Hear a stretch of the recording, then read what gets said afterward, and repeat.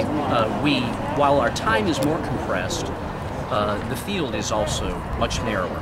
And so instead of looking at 16 candidates in several weeks, they're now looking at 2 candidates in 2 weeks. I think the playing field is level, and we like where we are. We have been the underdog all along. Frankly, we like being the underdog. I'm a Marine, and I think the few people, the proud people, the disciplined people, can take ground that perhaps the broad panoply of folks might not be interested in. How crucial is tomorrow night's debate? I guess we'll see tomorrow night. Senator Santorum, I want to ask you, to what extent do you think Governor Sanford damaged himself by the personal issues that have risen to the forefront? Personal issues? You know, the affair, Well, I mean, those are not risen to the forefront. I mean, that's history. I mean, I think one of the things I've really admired about Curtis and the way he's run his campaign, he's talked about the issues, he's talked about who's the best person to represent the values of our own country, and everybody knows the past, Governor Sanford, and they're gonna factor that in, like they will factor Curtis's background in.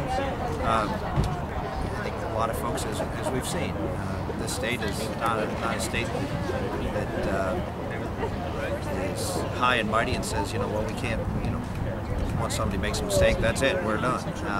So that's a good thing. You know, we should look at what he can bring to the table, and I think if you look at it fairly, that I think Curtis really does bring more to the table from what he can accomplish, you know, in this district. How effective he'll be, being able to articulate the feelings of this district as well as, you know, represent the interests of the district. I mean, I think this is a Mr. Smith Goes to Washington. This is a citizen who wants to make a difference, and that's what people are more and more looking for out of their candidates for Congress. And I know that to be the case because that's exactly what you have in Tim Scott. I mean, that's what you look for with Tim Scott. He didn't pick an experienced politician with a long track record looking for another opportunity to have influence. I mean, you're looking for someone who wants to try to reflect the values of the community and work for that community. And I think that's what Curtis does.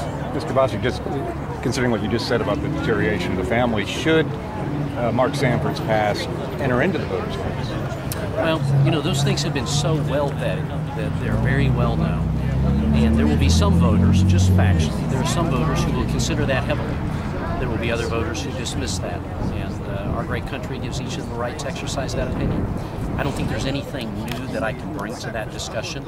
I'm not looking for people to vote for me because they don't like Mark. I want them to vote for me because they believe in new, fresh faces and new, fresh ideas.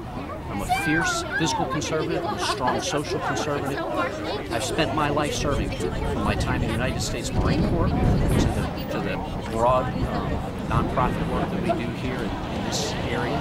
And if people like that, if people like someone who's a family guy, if they like someone who's built his own business, if they like someone who's their neighbor, pumps gas where they pump gas, whose wife's going to be in the same produce aisle, then I'm your guy.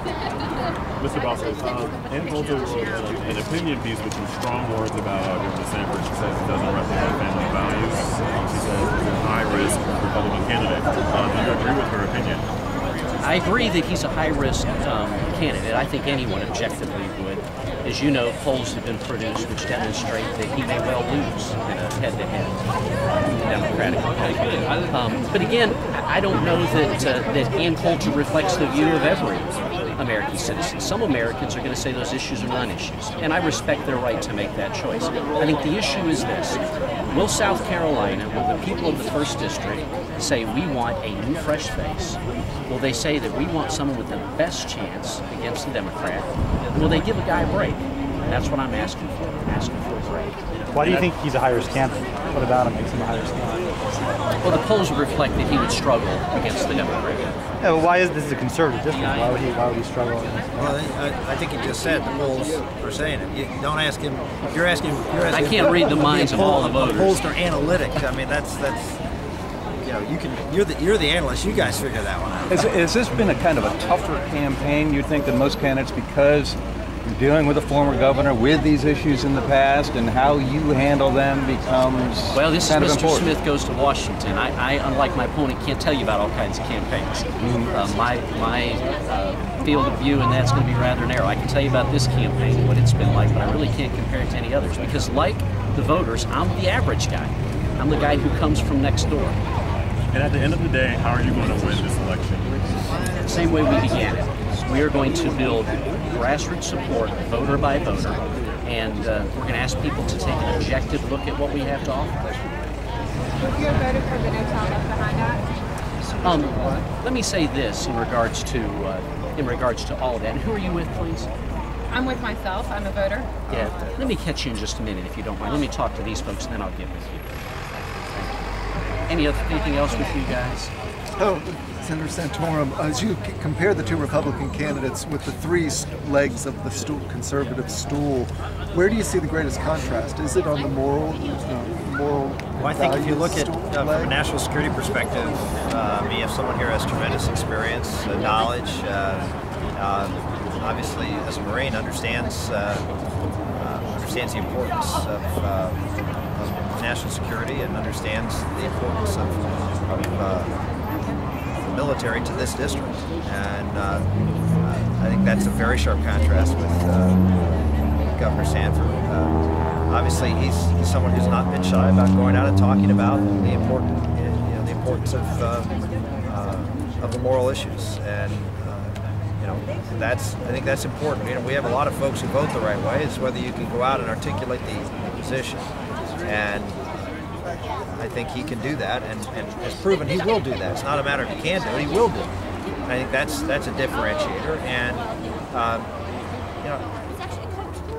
clearly, as a businessman, as someone who's dealt with budgets, someone who has a record in local government, is very strong on the whole fiscal side. So I mean, I think he compares very, very favorably with Governor Sanford, and that's one of the reasons I'm supporting him. After your performance in the last presidential election, I mean, I'm sure most Republicans would like to have an endorsement from you. Did Mark Sanford ever approach you or anything and ask for anything?